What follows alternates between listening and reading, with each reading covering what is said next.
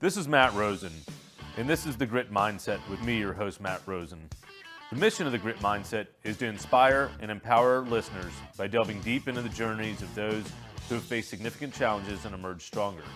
Through authentic conversations, we uncover the mindsets, strategies, and lessons that have propelled these individuals to overcome adversity and achieve success. My aim is to provide actionable insights and real-world advice to help our listeners cultivate their own grit and navigate their personal and professional lives with confidence and resilience. Hello, I'm Matt Rosen, and welcome to the Grit Mindset with Matt Rosen, your host. I've got a special guest with me today, a gentleman I've known for over 20 years. As I was starting my career, he was part of a networking group with me and was a founder of his own company. And as I was starting my professional services firm, he was a constant inspiration and took a phone call or had a beer with me whenever I need to talk about things. So I'd like to welcome to the show Scott Levy with OfResultMaps. It's a pleasure to be here. Well, Scott, thanks for jumping on. I appreciate you coming on my show as I'm launching this podcast. Welcome to episode number 3.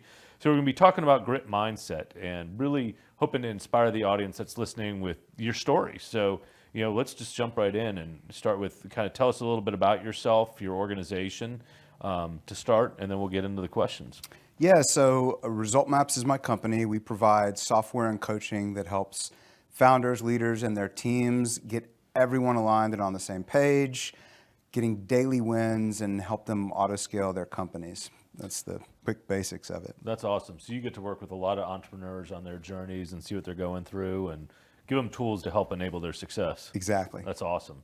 So let's start with share a little bit about your early life and really the experiences that helped you get where you are today. 100%. My father was actually an entrepreneur. He started 4 businesses, 3 of which did well and he was able to sell, one of which was I won't say it was an abysmal failure, but it was definitely a failure. And that, I didn't think of that as I was growing up and how much that was affecting me, but very much affected my career path. And then on top of that, both my grandfathers were entrepreneurs, several of my cousins and uncles were entrepreneurs. So it was very much something that once I decided to take the leap, felt very familiar. That's cool. What type of businesses was he into? Scrap, trash, and a landfill. And the landfill was actually environmentally friendly. Before that was a thing, that was the one that failed. Very cool. We're always going to have lots of scrap and trash, so Yep. Good businesses to be in. Well, cool. So we're obviously on the Grit Mindset. That's the name of the show. And grit means something a little different to everyone. So what does it mean to you, both personally and professionally? I think for me, it's the ability to keep going and persevere and bet on what you're doing, the people that you've got working with you, even when there are reasons you can find to stop. I think that's really the big thing, and that's definitely something I've learned from my father and a lot of my other mentors. Well, it's cool you had some great role models like that. But as you were on your journey, what would you say is a defining moment that really tested your grit and determination? Well, there's one, we were actually working together at the time, although hopefully you don't know about it because I was just delivering like crazy. We were actually working together. I was doing a project with you and with another, with another friend of ours, John Humphrey. And at the time, I had teams all over the world. This was before it was acceptable to have distributed teams. 2 small kids that were with me half the time, trying to be present for them, make sure we're hitting our deliverables and getting our teams on track.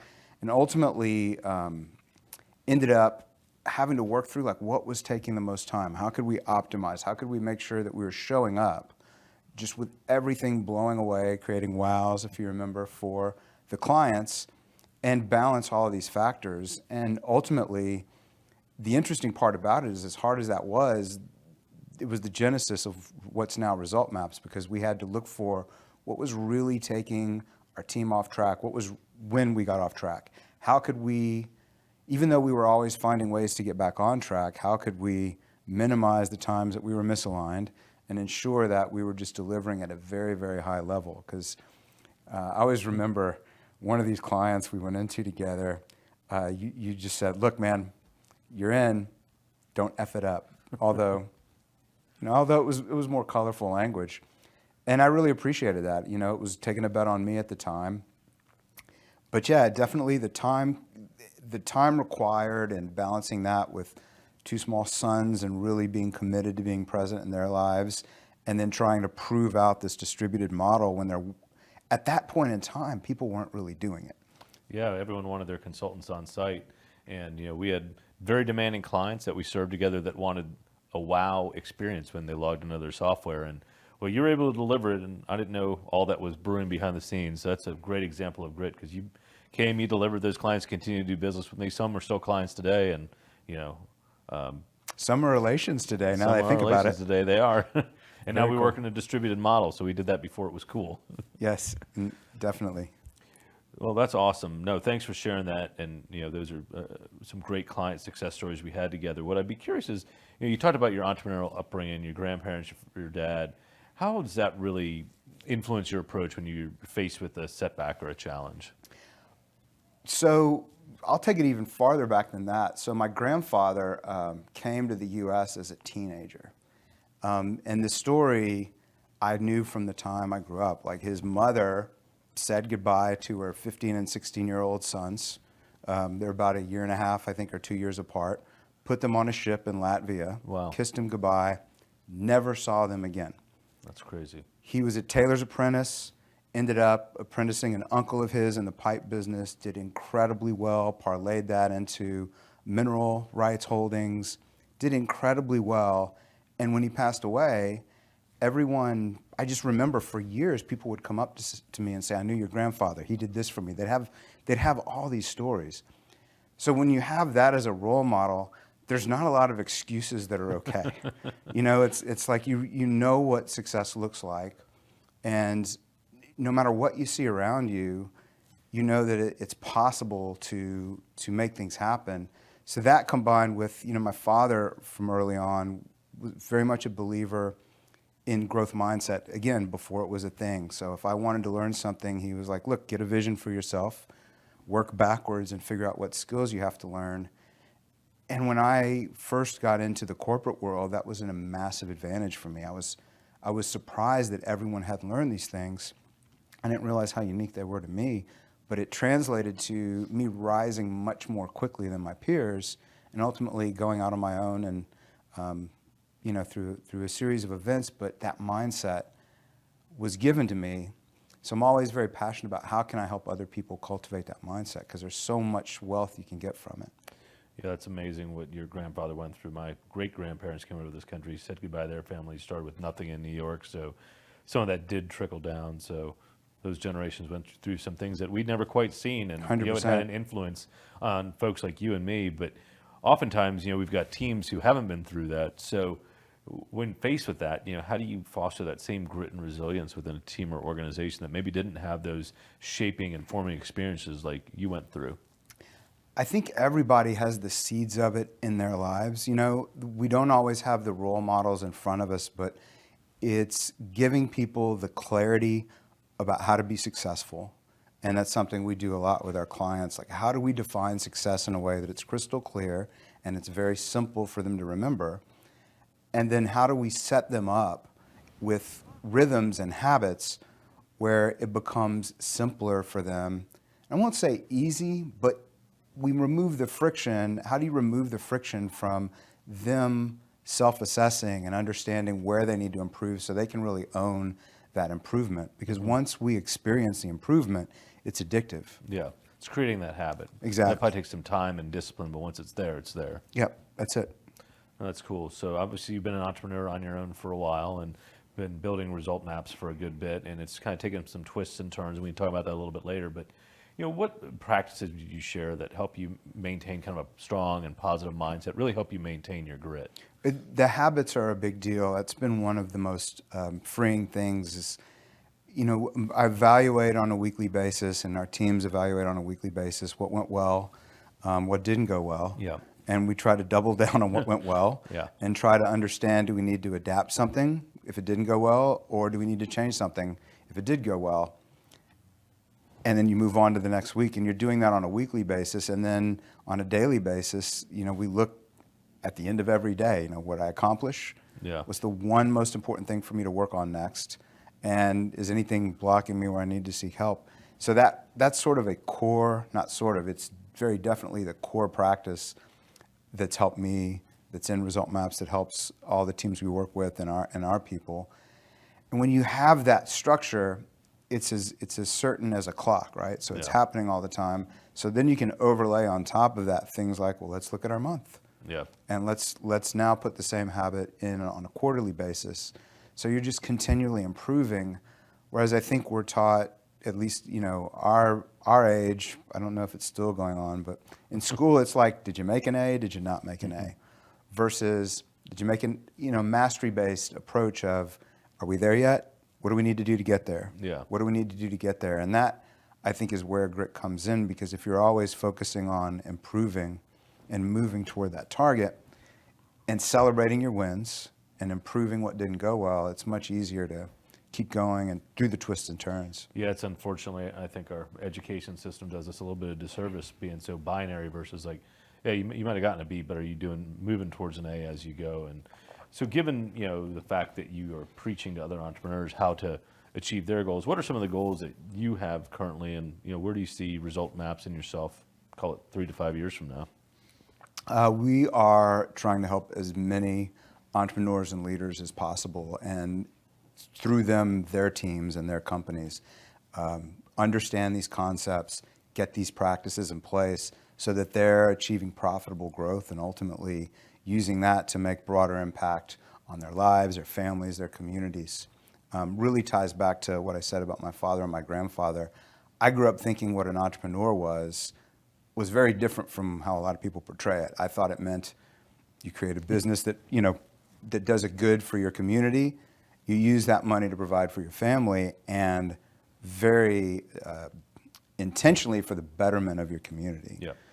And I think one of the most powerful ways that I can do that is by helping leaders who are leading other people, because they can then spread that on their own to the people they lead. No, that's awesome. I love the mission behind it. And as you're kind of talking with these leaders, you're providing them both some consulting as well as a platform. How are you showing them how to kind of cultivate this culture that's goal-oriented, but encourages both resilience and perseverance? We go through a series of 12 very specific steps. So it's 3 main pillars that it's organized into that really resonate with most leaders and founders. The things we hear the most as problems and challenges are, hey, I feel like we're going in 1,000 different directions. Things are really scattered. I feel like we're on hamster wheels. I'm working harder, my team's working harder, but we're not getting the results we want. And then we hear, well, this won't scale. And so we replace each of those problems with very specific solutions. The problem of scatter we fix by showing them exactly how to get people rowing in exactly the same direction. 3 very specific steps they go through. And as they're going through those first steps, there's ahas that are happening. There's wows that they're experiencing, because it's simpler than it's often made. Once we have that in place to get them off their hamster wheels, we're able to put these ways of working as a team, which we're not really taught very well. Nobody studies teamwork. I'm still fascinated by the fact that with all the great college football teams, very few universities offer a way to take the learnings that you get on a great football team, and you don't get a degree or a credit even from that. It's like a P credit, I think. I don't know that much about it, but I always think, man, if you got to play under Steve Sarkisian, or whoever that new great coach is for the Aggie, or whomever, right? We don't like you're him, learning about he had a winning culture, so you're learning about how to create a culture and a mindset and all those things. But if you're not in an environment like that, or you don't serve in the military or someplace that really cultivates leadership and teamwork, you don't learn how to work as a team. yeah. So where I'm going with that slight digression is, we really focus on, here's some essentials. Here are the practices you need, and here are the ways and the tools to think about working together.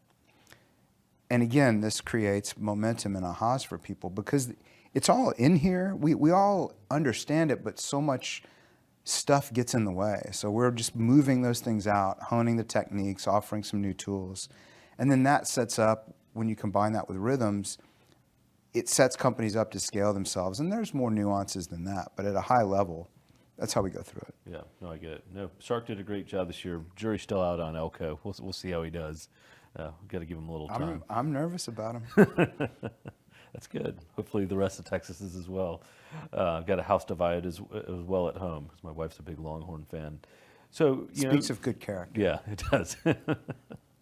So talk about some of your habits. You've talked about the habits you're instilling in these different CEOs and their organizations, but like personally, what are some of the daily habits you have that contribute to your resilience and success in life?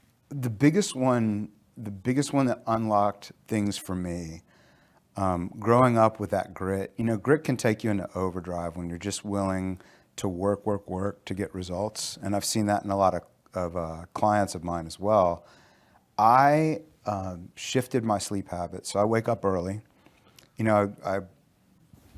For years I was an insomniac. I got it done late. And then when you have teams in the Philippines and Australia and tough. India, you start to be online at those hours. So we put practices in place that allow me to go to bed very early, wake up by 4:30 or 5, and now I have quiet time when my brain is at peak state. So our brains work best about 30 minutes to 90 minutes after we wake up.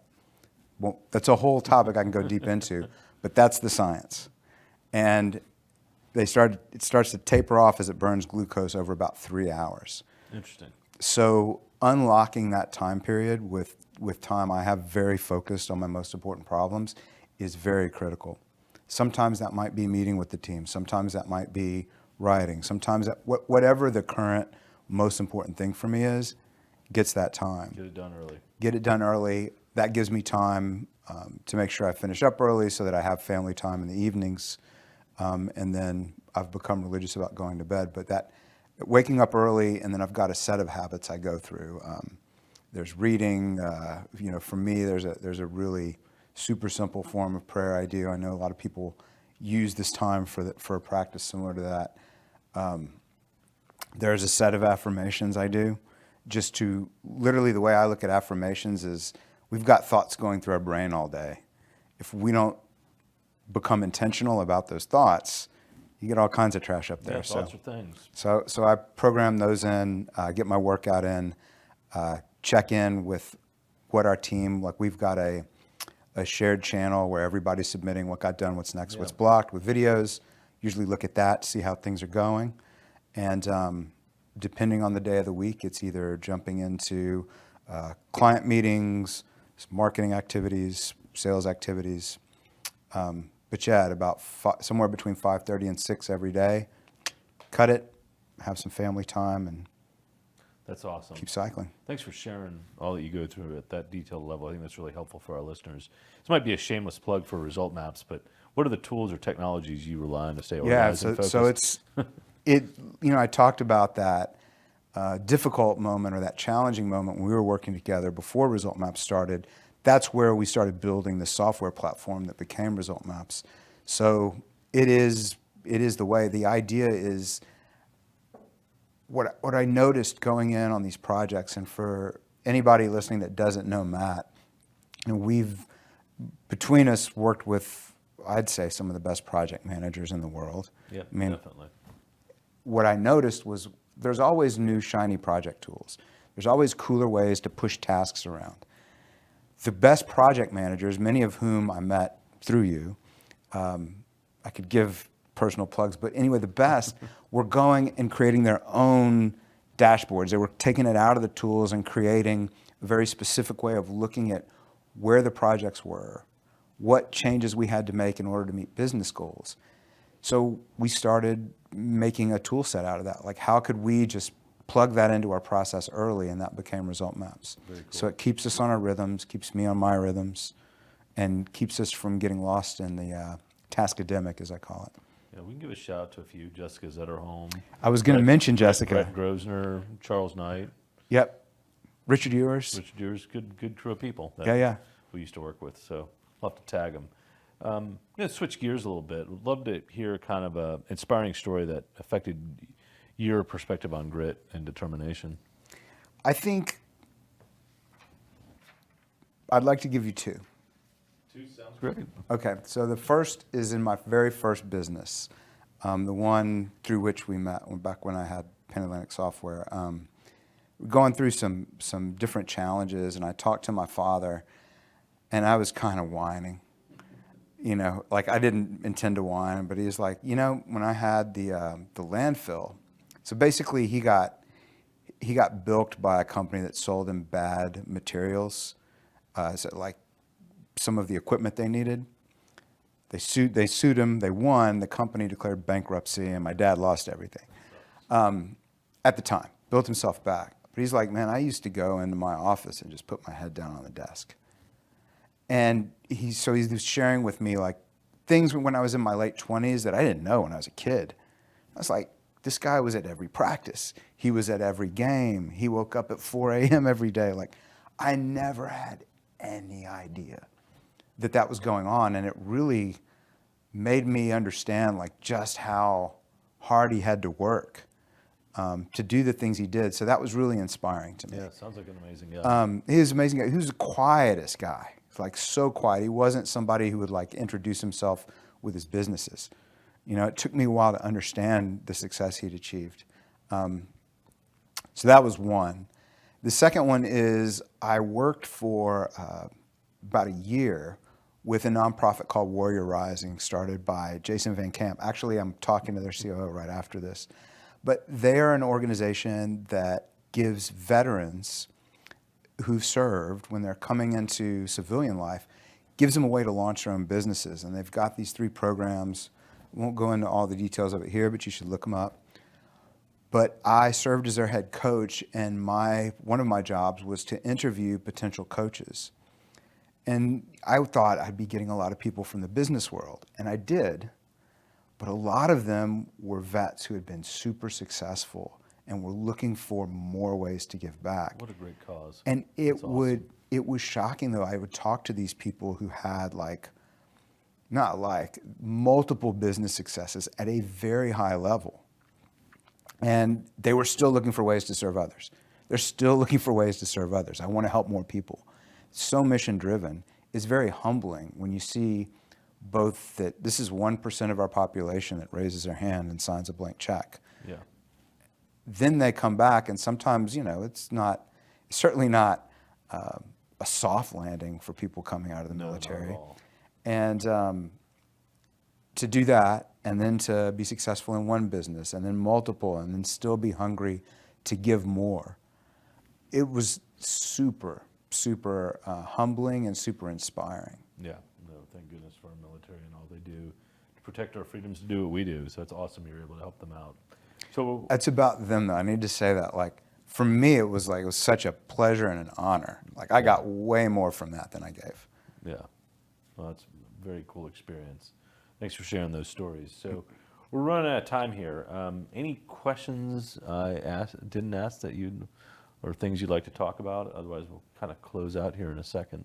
So one of the things I got to do through Warrior Rising is meet somebody who's a role model of mine, General Stanley McChrystal. So he's written a fantastic book with his team called Team of Teams. Yeah, it's an awesome book. Wonderful book. Followed up by Chris Fussell, who was his aide-de-camp and now COO, I think he's the COO if he's not CEO now of the McChrystal Group. Wrote a book called One Mission, and those had a massive impact on me.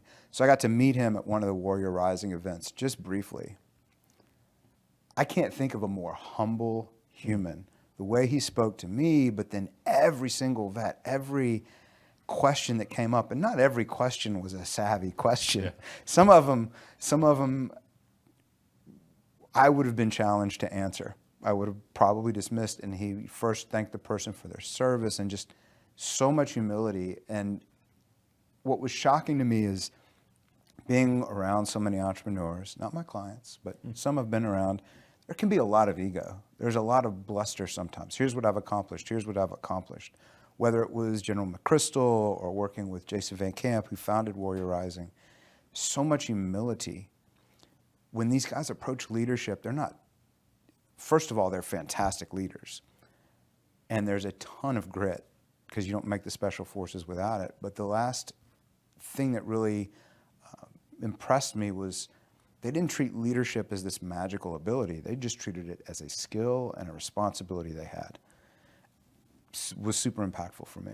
No, that's pretty amazing because I mean it was his team strategy that changed the tide on the Iraq War. So it's really cool that he's a humble guy and down to earth. And it was pretty cool that he was there because Jason, who was a commander, like it said a lot to me about Jason's respect for him coming out. You know, you meet people in companies sometimes where, you know, a leader doesn't really respect the leader at the very top, but it was very clear, like watching the rapport and the fact that he had invited him in, and then the fact that he came and just like took time off of a vacation to come speak to this group of vets was pretty cool.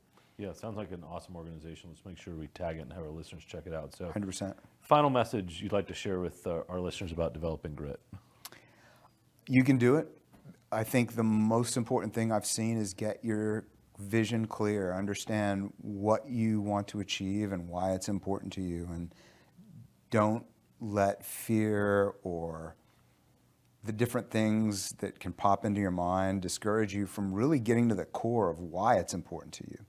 When you have that clear vision of the future you want to create and why it's important to you and the values that you want to live, it's much easier to roll with whatever happens and push against it when you need to and have the grit. I think for me, that's the biggest thing. Yeah, well, awesome final message. Well, Scott, thanks for being the third guest on the show. Thanks for being my friend through thick and thin. Likewise. It's been awesome working with you over the years and continuing the relationship and seeing where you and ResultMaps take things. So hopefully for our listeners, they took some good nuggets away. You had some great inspiring stories, some great, very tactical things to take away. So with that, we're going to wrap up episode 3 of The Grit Mindset with Matt Rosen. Have a great day. Cheers. Appreciate being here. Stay gritty.